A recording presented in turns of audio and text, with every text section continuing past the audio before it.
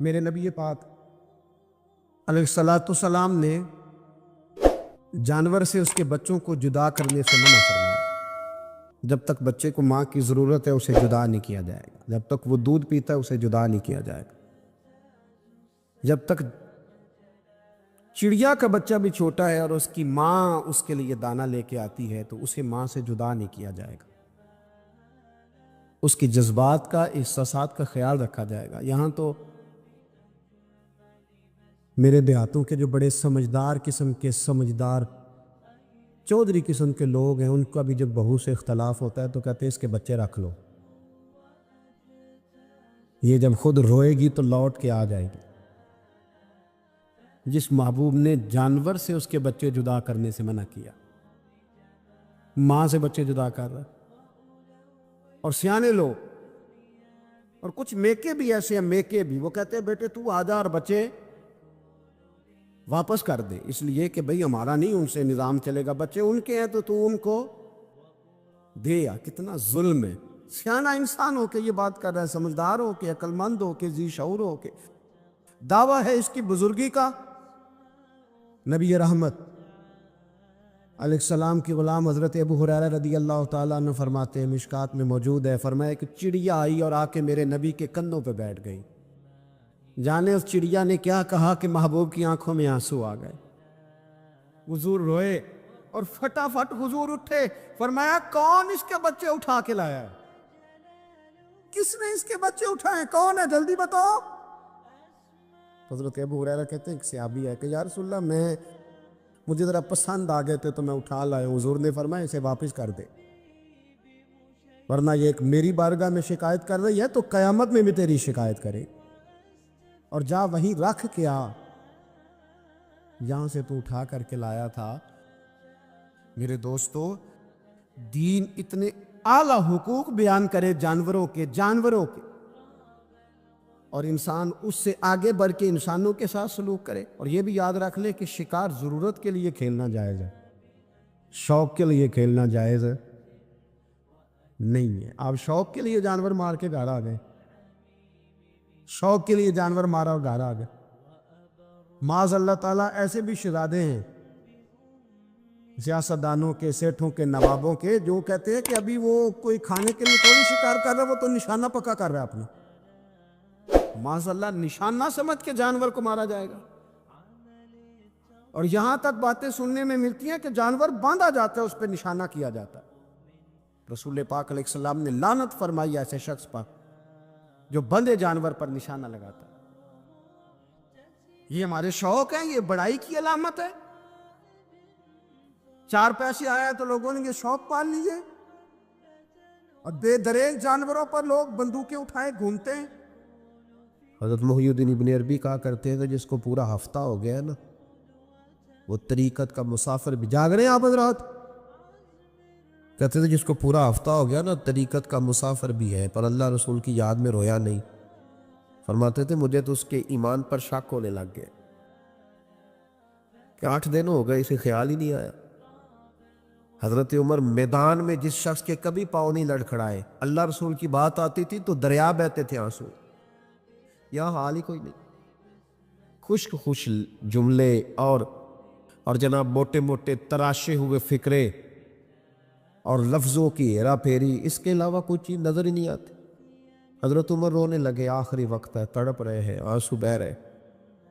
حضرت عبداللہ ابن مسعود آ گئے، انہوں نے کہا عمر تیری ہجرت بھی بڑی باکمال تھی، تیرا اسلام قبول کرنا بھی بڑا ہی باکمال تھا، حضور بھی تجھ سے ہمیشہ راضی رہے۔ عمر تو روتا کیوں ہے یار؟ بات تو یہ ہے کہ جب تو نے خلافت سنبھالی تو پھر تیرے طریقے بھی باکمال ہی تھے، اور جب تو میدان میں اترتا تو پھر بھی تیرے معاملات باکمال تھے، اور جب تو مال غنیمت بانٹتا تھا پھر بھی تو باکمال۔ یار ہر موقع پہ تو باکمال تھا تو جاتے دفعہ روتا کیوں ہے؟ ان کا استغفار دیکھو، ان کی توبہ دیکھو۔ حضرت عمر پھر رو پڑے، کہنے لگے عبداللہ لوگوں کو میری نیکیوں کا پتہ ہے، گناہوں کا تو نہیں نا پتہ۔ وہ تو میں جانتا ہوں یا میرا مالک جانتا ہے نا، نیکیاں تو سب کے سامنے، پر من آنم کے من دانم، جو اندر چھپے ہوئے گناہوں کے ڈھیر ہیں وہ تو میں جانتا ہوں۔ تو نے میرے کلمہ پڑھنے سے لے کر میری حکومت تک میری ساری نیکیاں گنوائی ہیں، اب دعا کر میرے لیے کہ رب میری نیکیاں اور بدیاں برابر برابر کر دے، مجھے درجہ نہیں چاہیے، بس اللہ مجھے معاف کر دے۔ درجوں کی ضرورت نہیں ہے۔ یہاں تو لوگ درجات لے کے بیٹھے۔ حافظ کہتا ہے کہ میں جتنے آیتیں ہوں گی اتنے میرے درجے بلند ہوں گے۔ پہلے درجے والا کام تو کوئی کرنا۔ مولانا کہتے ہیں کہ نور کے ممبر پہ بیٹھوں گا، بھائی پہلے بتا نور کے ممبر کی طرف تیرا سفر بھی جاری ہے کہ نہیں؟ تاجر کہتا ہے کہ میں سخاوت کروں گا تو حضرت عثمان کے ساتھ جگہ ملے گی، پر حضرت عثمان کی سخاوت اور اپنی سخاوت کا فرق بھی دیکھ۔ مجاہد کہتا ہے کہ میں نبی پاک کے جہاد والے صحابہ کی پشت پہ رہوں گا تو پہلے اپنے کام تو دیکھ۔ اور جب ساری باتیں سمجھ میں نہ آئے تو پھر اللہ کی بارگاہ میں استغفار کا، پھر بیٹھ۔ بڑے لوگ استغفار کرتے، معافی چاہتے، اور یہ استغفار پھر اتنا کرم کرتا، اتنی آسانی کرتا، اس قدر بہتری کرتا کہ وہ مانگ تو اپنے گناہوں کی معافی رہے ہوتے تھے اور اللہ رحمتوں کے دروازے کھول دیتا تھا۔ اللہ ان پر کرم کے، ایک ہوتا ہے خوف، ایک ہوتی ہے خشیت۔ خوف والے لوگ توبہ کرتے ہیں، خشیت والے استغفار کرتے ہیں۔ ایک ہوتا ہے خوف، ایک ہوتی ہے خشیت والے استغفار کرتے ہیں۔ نبی کریم علیہ السلام نے فرمایا میں دن میں 100 مرتبہ استغفار کرتا، دن میں۔ توبہ والا کہتا ہے کہ میں بھول گیا تھا، مجھے معافی مل جائے، اور خشیت والا کہتا ہے میرا یار ناراض نہ ہو جائے، وہ استغفار ہی کرتا رہتا ہے، وہ معافی ماں۔ حضرت رومی نے مثال دی ہے، فرماتے ایک عورت تھی تو بھیک مانگا کرتی تھی۔ ایک دن بادشاہ کے دروازے پہ بھیک مانگنے گئی تو بادشاہ کو پسند آ گئی، اس نے نکاح کر لیا۔ 20 کنیزائیں اس بی بی کے پاس تھی خدمت کرنے کے لیے، روٹی دینے کے لیے، کپڑا دینے کے لیے، لیکن وہ ہر وقت روتی رہتی تھی، ہر وقت روتی۔ ایک سمجھدار کنیز کہنے لگی کہ ملکہ اب تیرا درجہ بہت بڑا ہے، تو ہر وقت روتی رہتی ہے، معافی ہی مانگتی رہتی ہے ہر وقت، کون سی ایسی نعمت ہے جو تیرے پاس نہیں؟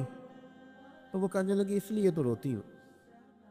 تو کیا مانا؟ کہنے لگی اس لیے روتی ہوں کہ میں اس قابل نہیں تھی جو مجھے مل گیا، کہیں میرے سر کا سائیں ناراض نہ ہو جائے، وہ کہیں بگڑ نہ جائے۔ مجھے پتا ہے کہ میں کیا تھی اور مجھے کہاں تک پہنچا دیا، میں روتی اس لیے ہوں کہ کبھی کہیں وہ ناراض۔ حضرت عمر اس لیے روتے تھے کہ کہیں مصطفیٰ ناراض نہ ہو جائے، حضرت ابو بکر اس لیے تڑپتے تھے کہ کہیں اللہ کا فضل روٹھ نہ جائے۔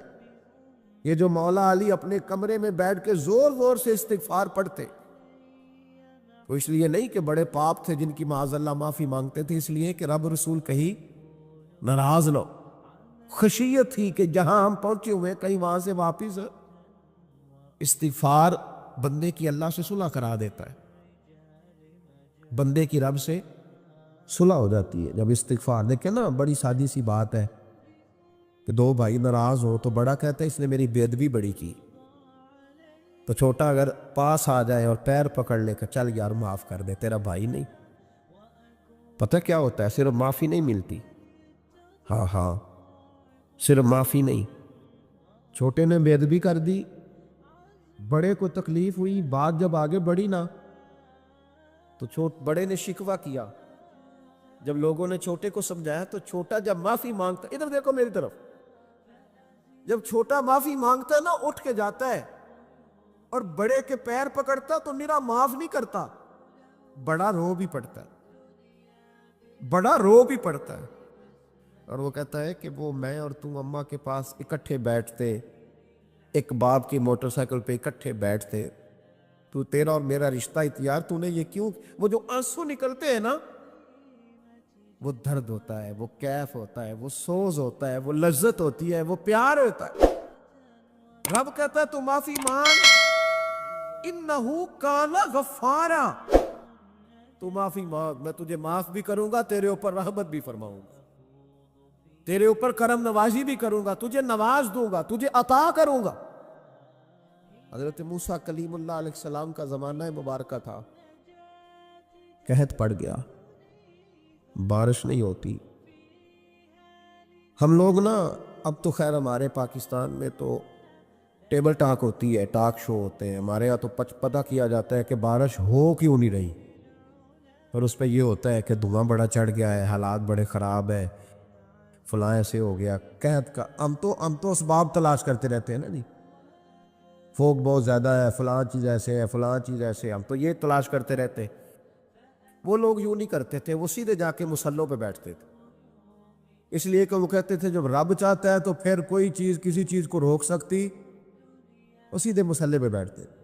اعلیٰ حضرت فاضل بریلوی رحمۃ اللہ علیہ کے پاس ایک مولانا محمد حسین آئے، وہ فلکیات کے بڑے ماہر تھے، تو اعلیٰ حضرت نے فرمایا ذرا ستاروں کا حساب لگا کے دکھاؤ بارش کب ہوگی۔ کہنے لگا پورا مہینہ تو نہیں ہوگی۔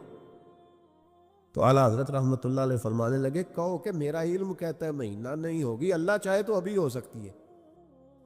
کہنے لگا جی وہ تو ٹھیک ہے پر میرا علم، وہ جیسے روز لوگوں نے پیر نیٹو سین شاہ صاحب نہیں کھولے ہوتے کہ بارش کب آئے گی، اور اس کی طرف نہ دیکھ، مصلے پہ بیٹھ، مہربانی کر مصلے پہ بیٹھ، اللہ کی بارگاہ میں حاضر ہو، اسے معافی مانگ، اسے منا تاکہ وہ رحمت کی بارش۔ کہنے لگا جی میرا علم کہتا ہے۔ تو اعلیٰ حضرت فرمانے لگے پھر وہی بات،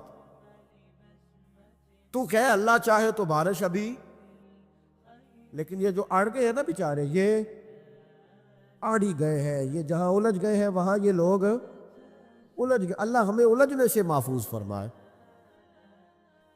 اعلیٰ حضرت اٹھے تو فرمایا ٹائم کیا ہوا ہے گھڑی پہ؟ کہنے لگا جی 12۔ تو اعلیٰ حضرت نے گھڑی گھمائی،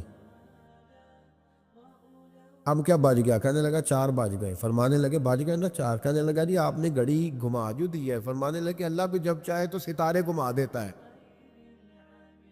اللہ بھی ستارے گھما دیتا ہے بارش۔ کہنے لگا جی وہ تو ٹھیک ہے پر مہینہ نہیں ہو سکتی۔ اڑا ہوا بندہ، اس کا کوئی علاج ہے؟ جو اڑ جو جائے اس کے لیے قرآن کہتا ہے وَإِذَا خَاطَبَهُمُ الْجَاهِلُونَ قَالُوا سَلَامًا، اسے سلوٹ کرو دور سے، اسے کو تو جان اور تیرا۔ کہنے لگا جی ہو نہیں سکتی پورا مہینہ۔ فرمانے لگے یار تو جا اپنا کام کر۔ وہ شخص کہتا ہے میں نے دروازہ کھولا اعلیٰ حضرت کا، کمرے سے باہر نکلا تو تیز بارش ہو رہی، واپس آیا تو میں نے کہا احمد رضا یہ عقیدہ کہاں سے لیا ہے؟ فرمایا دروازہ مصطفیٰ سے لیا ہے صلی اللہ علیہ وسلم۔ تو یاد رکھیں کہ اللہ کو منانا چاہیے، استغفار کرنا چاہیے، اس کی برکات۔ حضرت موسیٰ ساری قوم کو لے کے نکل گئے، آؤ بھائی میدان میں اللہ کی بارگاہ میں استغفار کریں اور بارش کا سوال کریں، بارش مانگے۔ جب باہر نکلے دیر تک دعائیں ہوتی رہیں، تو حضرت موسیٰ علیہ السلام کو رب کریم نے وحی فرمائی کہ موسیٰ آپ کی قوم میں نے ایک شخص ہے جس کو 40 سال ہو گئے نافرمانی کرتے، اس نے رب سے صلح نہیں کی۔ کتنے لوگ ہیں؟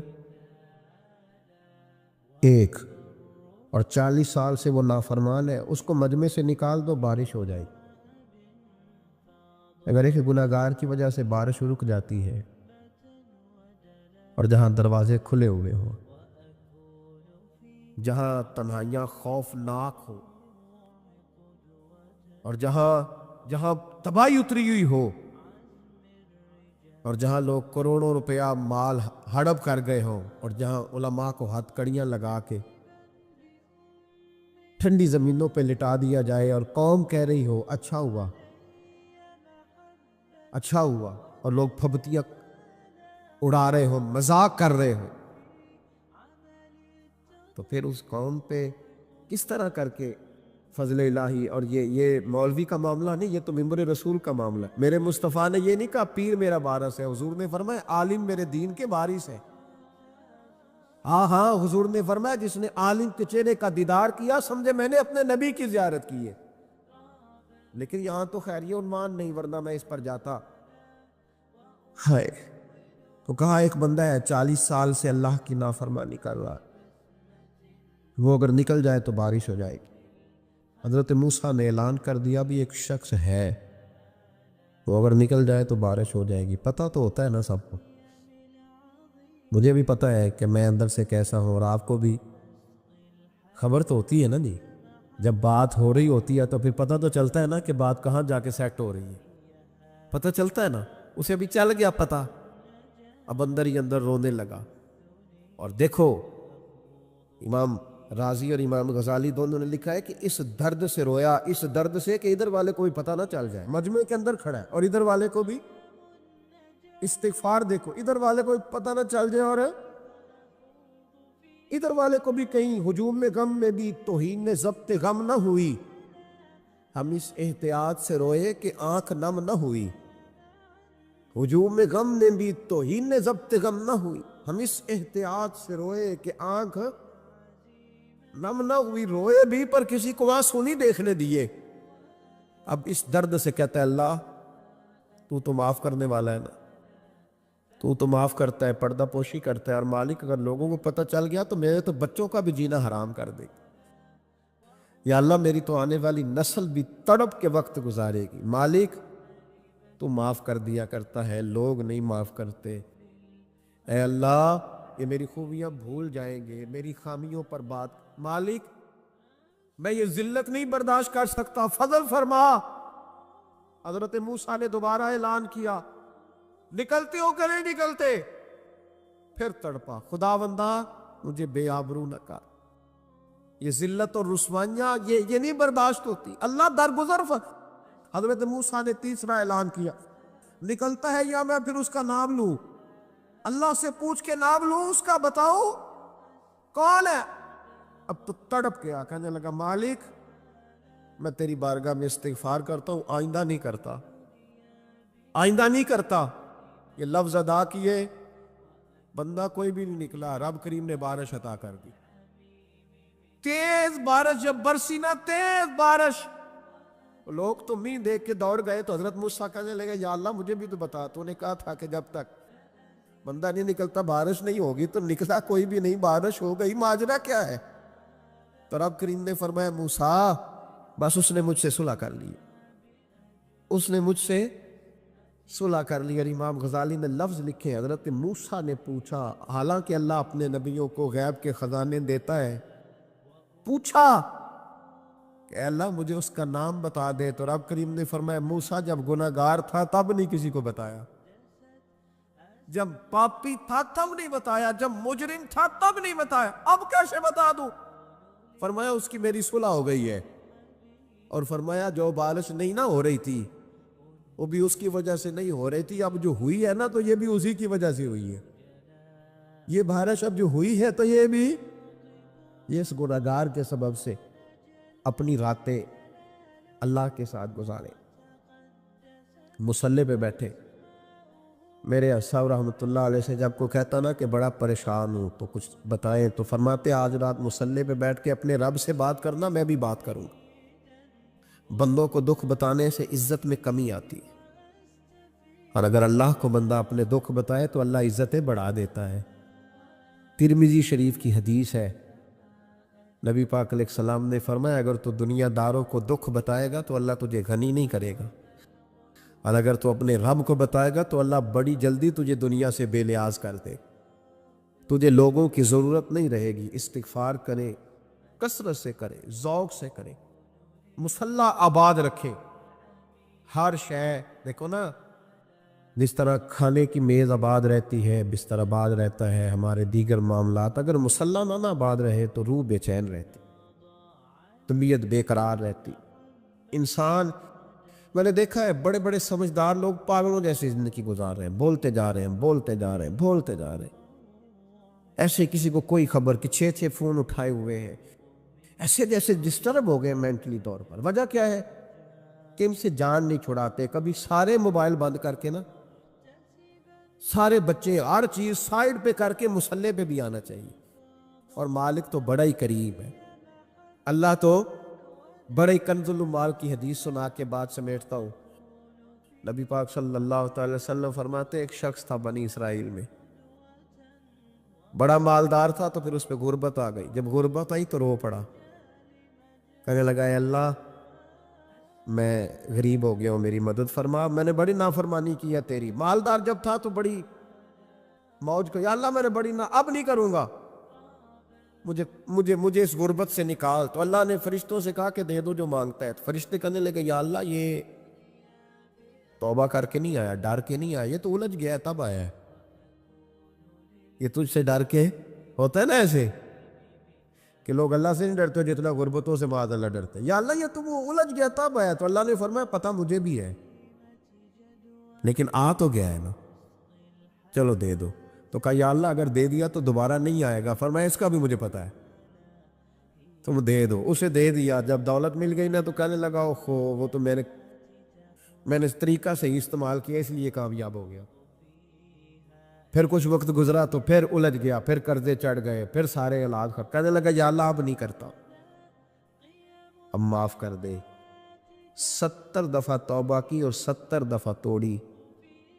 حبیب کریم فرماتے ایک دن بستر پہ تھا, آسانی تھی, 70 دفعہ فرشتوں نے کہا یا اللہ یہ جھوٹا ہے, جھوٹ بولتا ہے, یہ تو غربت رہی ہے تو تیری بارگاہ میں آیا ورنہ کبھی نہ آتا. بیمار ہوا ہے تو آیا, اس کا تو بچہ بیمار ہوا ہے تو آیا ورنہ کبھی نہ آتا. 70 دفعہ توبہ توڑی. ایک دن رات کو بستر پہ لیٹا تھا, دولتیں بھی تھی, آسانیاں بھی تھی. دل میں خیال آیا میں کتنا جھوٹا ہوں, جب الجھ جاتا ہوں تو اس کے دروازے پہ جاتا ہوں اور وہ کتنا قریب ہے, مجھے خالی نہیں لوٹاتا. تڑپ اٹھا, آنسو نکل گئے, اٹھ کے مصلی پہ کھڑا ہوا تو رب کریم نے فرشتوں سے فرمایا کھول کے دیکھو دروازے, آج یہ غربت کی وجہ سے نہیں آیا, آج میرا بن کے آیا ہے.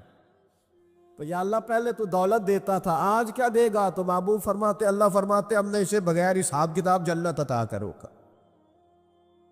ایک حدیث نہ پڑھ لو مسلم شریف سے, بخاری سے ایک حدیث نہ پڑھ لو تاکہ یہ بات مضبوط ہو جائے.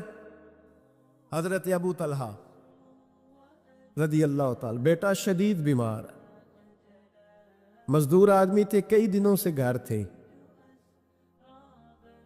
بیوی کہنے لگی اگر آپ گھر میں بیٹھے رہیں گے تو کھائیں گے کہاں سے, جاؤ آپ مزدوری کرو, میں بیٹے کو دیکھتی ہوں.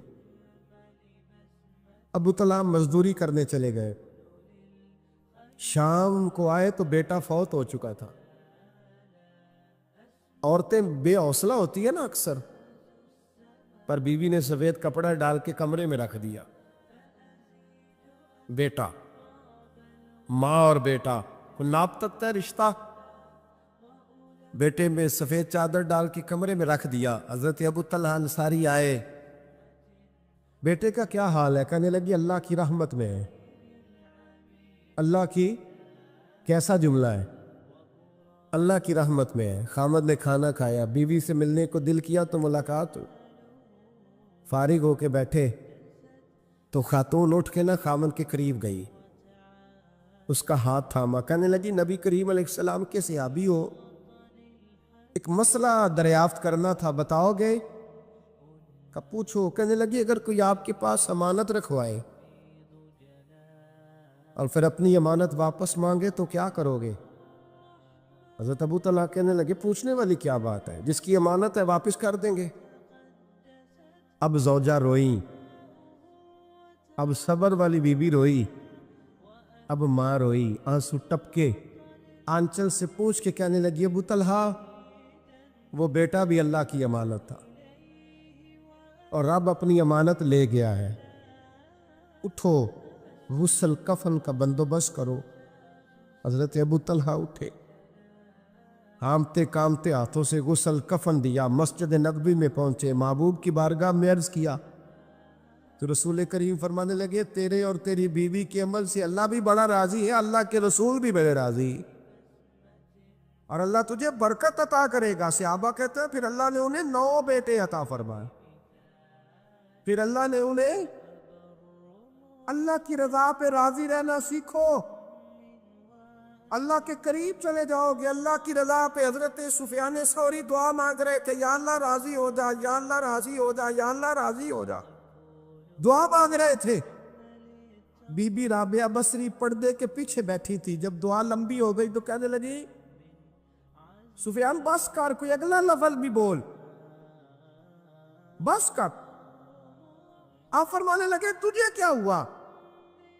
تو کہنے لگی تو کب سے کہہ رہا یا اللہ راضی ہو جا, یا اللہ راضی ہو جا, پہلے اپنے دل پہ ہاتھ رکھ کے بتا تو اللہ سے راضی ہے؟ تو راضی ہے اللہ سے؟ تو روز نہیں کہتا پیسے نہیں ہے میرے پاس مجھے دے, تو روز نہیں کہتا یا اللہ فلانی چیز کوئی نہیں دے, اے اللہ فلاں کو دے دیا مجھے کیوں نہیں دیتا معاذ اللہ، تو روز شکوے نہیں کرتا؟ فرمایا پہلے تو راضی ہو جا۔ ترمذی شریف کی حدیث ہے، میرے نبی کریم علیہ السلام نے فرمایا تم اللہ کے دیے ہوئے تھوڑے رزق پہ راضی ہو جاؤ، اللہ تمہاری تھوڑی عبادت سے راضی ہو جائے۔ دیکھیں نا امام حسین کا آخری جملہ کیا ہے میدان کربلا؟ آخری جملہ کیا ہے؟ میں 5000 مسجد دے کے کہتا ہوں دیا نہیں میں نے، اللہ بڑا راضی ہے مجھ سے، 5 نمازیں پوری نہیں پڑھتا۔ امام علی مقام نے نا دل، کلیجہ، جان، اولاد، ہر چیز نکال کے رکھ دی، تو آخری جملہ یہ تھا اے اللہ بتا تو حسین سے راضی ہے کہ ناراض ہے؟ اللہ تو راضی ہے کہ ناراض ہے؟ بھائی پہلی بات رحمت الہی، دوسرا اللہ کی رضا پہ، یعنی عجیب بات ہے نا، جب اللہ کروڑوں دے تو دنیا چھپاتی ہے، اور جب تھوڑا کاروبار ٹھنڈا ہو جائے تو ساری دنیا کو دنیا بتاتی ہے۔ تو جب میں تو کہہ رہا ہوں کہ میں بندہ ڈھونڈ رہا ہوں جو مجھے ملے، آ کے کہے کہ شکر کا طریقہ بتاؤ، تو مل ہی نہیں رہا۔ کو ملے جو کہے بڑی خیر ہے، ہر لحاظ سے اپنے رب سے راضی ہو، مل ہی نہیں رہی دنیا۔ تیسری بات، اگر اللہ کے قریب جانا ہے، یہ ان لوگوں کے لیے جو معرفت الہی کے متلاشی ہیں وہ خاص توجہ کریں۔ اگر رب کریم کے قریب جانا ہے تو پھر ایک ذہن بنائے کہ میرا رب میرے ساتھ ہے، میرا رب میرے، نحن اقرب الیہ من حبل الورید۔ اور درویش کہتے ہیں جے میں تینوں اندر جانا تو پھر مقید جانا، جے میں تینوں باہر جانا تے اندر کون سمانا، اندر بھی تو تے باہر بھی تو، وچ بلا کون نمانا۔ پھر تصور کریں کہ اللہ میرے ساتھ ہے۔ حضرت جنید بغدادی رحمۃ اللہ علیہ کہتے ہیں میں نے اپنے مرشد سے کہا کوئی وظیفہ جو پڑھا کروں، تو فرمانے لگے جنید پڑھا کر کہ اللہ میرے ساتھ ہے اور اللہ مجھے دیکھ رہا ہے، یہ وظیفہ پڑھا کر۔ کیمرے لگا دیے ہر جگہ ہماری گورنمنٹ نے، کہتے ہیں کیمروں کی مدد سے پکڑا گیا، کیمروں کی مدد سے، مسجدوں کے دروازوں پہ کیمرے، ایئرپورٹوں پہ کیمرے، ریلوے اسٹیشن پہ کیمرے، بڑے بڑے جنرل سٹور پہ کیمرے، نیچے لکھا ہے خبردار کیمرے کی آنکھ آپ کو دیکھ رہی ہے۔ کیمرے کی آنکھ دیکھے تو لوگ گناہ نہیں کرتے، تو یہ کیوں نہیں سوچتے کہ رب ہمیں دیکھ رہا ہے؟ یہ تصور کیوں نہیں جمتا کہ رب ہمیں، اور اللہ فرماتے ولی من خاف مقام ربہ جنتان، جو اللہ کے سامنے کھڑے ہونے سے ڈر جائے گا نا، اللہ اسے 2 جنتیں عطا فرمائے گا۔ اللہ اسے ایک دفعہ اگر کوئی ڈر گیا اللہ کے سامنے کھڑے ہونے، کتنی دفعہ بولے تو صحیح؟ اس پر ہمارے مفسرین نے لکھا ہے کہ کبھی زندگی میں ایسا ہو کہ گناہ پر ہمارا پورا قبضہ ہو گیا ہو، گناہ پورا قابو میں آ گیا، اب کوئی روکنے والا نہیں، تو فرمایا جو اس وقت اللہ کے خوف سے ڈر جائے گا اللہ اسے 2 جنتیں عطا فرمائے گا۔ امام شافعی رحمۃ اللہ علیہ کے زمانے میں نا ایک بادشاہ کا اپنی بیوی سے جھگڑا ہو گیا، تو وہ بھی ملکہ تھی، کسی بادشاہ کی بیٹی تھی، شہزادی تھی، اس نے بھی سخت جملہ کہا، کہنے لگی چل دور ہٹ جہنمی، معاذ اللہ۔ اب اس نے اپنے خامد کو جہنمی کہا، تو وہ کہنے لگا اس کا خامد کہ اچھا تو مجھے جہنمی کہتی ہے، جا پھر اگر میں جنتی نہیں تو تجھے 3 طلاقیں۔ اب کیسے ثابت ہو کہ جنتی ہے کہ جہنمی ہے؟ کیسے پتہ چلے گا؟ علماء سے پوچھا تو وہ کہنے لگے ہم کیسے بتائے گا، کون ڈگری دے کہ تو جنتی ہے کہ جہنمی ہے؟ بات دور نکل گئی، امام شافعی کے پاس گیا، وہ رسوخ رکھتے ہیں علم فقہ کا، ان کے پاس گیا، جا کے کہنے لگا حضور یہ مسئلہ ہے۔ امام صاحب فرمانے لگے اکیلے میں مجھے ملتے ہو؟ وہ اندر آیا، کچھ دیر گفتگو ہوئی تو امام صاحب فرمانے لگے لو جی یہ بندہ جنتی ہے، اس کی بیوی کو طلاق کوئی نہیں ہوئی، یہ جنتی ہے۔ ہم کو پتہ ہے لوگ فتویٰ جلدی دے دیتے ہیں، کچھ لوگ خلاف تقریریں کرنے لگے کہ بادشاہ تھا تو امام صاحب نے بچا لیا ہے۔ کیسے؟ آپ نے ڈگری دے دی کہ جنتی ہے جی۔ تو امام صاحب کہنے لگے تم بحث نہ کرتے تو میں بات پردے میں رہنے دیتا۔ سنو، میں نے بادشاہ کو تنہائی میں بلا کے پوچھا ہے کہ کبھی اللہ سے بھی ڈرے ہو؟ صرف اس لیے کہ اس وقت اللہ دیکھ رہا ہے۔ یہ نیت کبھی بندوں سے ڈر کے تو بندے بڑے گناہ نہیں نہ کرتے، کبھی اللہ سے ڈر کے بھی چھوڑا ہے؟ تو بادشاہ کہنے لگا بالکل چھوڑا ہے۔ میری ایک کنیز تھی بڑی خوبصورت، غریب گھر کی ملازمہ، غریب گھرانے کی تھی۔ ایک دن میں آیا تو میرے کمرے میں صفائی کر رہی تھی، معاذ اللہ میرا اس پہ دل آ گیا، میں نے دروازہ بند کر لیا۔ دنیا کی کوئی طاقت نہیں تھی، میرا اپنا محل تھا، مجھے کچھ دیکھ بھی لیتا تو کسی میں جرت نہیں تھی مجھے منع کرنے، اور میں چونکہ حکمران تھا اور مطلق العنان تھا، کوئی شکایت بھی نہ کرتا۔ لیکن جب میں نے اس کی طرف ہاتھ بڑھایا تو اس نے ایک ہی لفظ کہا، کہنے لگی تو اللہ سے نہیں ڈرتا؟ تو اللہ سے نہیں ڈرتا؟ کہنے لگا کوئی نہیں تھا امام صاحب مجھے منع کرنے والا، کوئی نہیں تھا۔ لیکن جب اس نے کہا تو اللہ سے نہیں ڈرتا تو میں کانپنے لگا۔ میں نے اس سے معافی مانگی، غریب ملازمہ سے میں نے بادشاہ ہو کے معافی مانگی۔ میں نے معافی مانگی، پھر میں نے دروازہ کھولا، کہتے وہ چلی گئی۔ امام صاحب کہنے لگے اٹھ میرے سینے سے لگ۔ کہا حضور کیا ہوا؟ فرمایا جو تنہائی میں اکیلے میں ایک دفعہ بھی رب سے ڈر جائے اللہ اسے 2 جنتیں عطا فرمائے گا۔ تو جنتی ہے اس لیے کہ تو یار کبھی تو ایسا ہو بھولا گاہک ہمارے قبضے میں آ گیا ہو، ہم اپنا پورا اس پر تسلط رکھتے ہو پر ہم اللہ سے ڈر جائیں۔ کبھی ایسا ہو کہ کروڑوں روپیہ ہمارے تسلط میں، ہم چاہیں تو جتنا مرضی استعمال کریں لیکن ہم اللہ سے ڈر جائیں۔ حضرت عمر کا زمانہ تھا، ایک نوجوان صحابی کا بیٹا مسجد جایا کرتا تھا، بڑا نیک تھا۔ ایک عورت اس کو اپنی طرف بلانے لگی، لبھانے لگی، نوجوان تھا۔ ایک دن دل آ ہی گیا بی بی پہ، عشاء کی نماز پڑھ کے اس کے گھر کی طرف جا رہا تھا کہ کسی قاری صاحب نے آیت پڑھ دی، وَلِمَنْ خَافَ مقام ربہ جنتان، جو اللہ کے سامنے کھڑے ہونے سے ڈرے گا رب 2 جنتیں عطا کرے۔ یہ آیت کیا سنی کہ نوجوان بے ہوش ہو کے گرا۔ کسی نے باپ کو خبر دی کہ تیرا بیٹا بے ہوش ہے، باپ گھر لائے، بالوں میں ہاتھ پھیرا، بیٹے کیا ہوا؟ اس نے آنکھیں کھول کے کہا ابا جی میں نے گناہ کیا نہیں، لیکن میرا قبضہ پورا ہو گیا تھا گناہ پہ۔ وہ بالکل راضی تھی، میں چاہتا تو میں گناہ کر لیتا لیکن میں اللہ سے ڈر گیا۔ کیا واقعی رب مجھے 2 جنتیں دے گا؟ تو باپ نے ماتھا چوما، کا بیٹا اللہ کے وعدے بڑے ہی سچے ہیں، بڑے سچے ہیں، تو یہ تصور کر کے اللہ مجھے دیکھ رہا ہے، پھر ڈر جا، واقعی 2 جنتیں دے گا۔ اس نوجوان نے چیخ ماری اور روح ہی پرواز کر، رات کو جنازہ پڑا، دفن کر دیا۔ صبح حضرت عمر آئے، فرمایا اتنا نیک نوجوان تھا تو مجھے کیوں نہیں بتایا؟ میں اس کے غسل میں شریک ہوتا، کفن میں شریک ہوتا، میں جنازہ پڑھاتا۔ حضور بس رات دیر ہو گئی، دفن کر دیا۔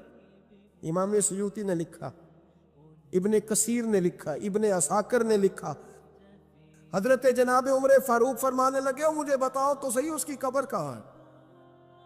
نیک ہو کوئی بندہ تو قبر پہ جانا چاہیے۔ فرمایا بتاؤ قبر کہاں ہے؟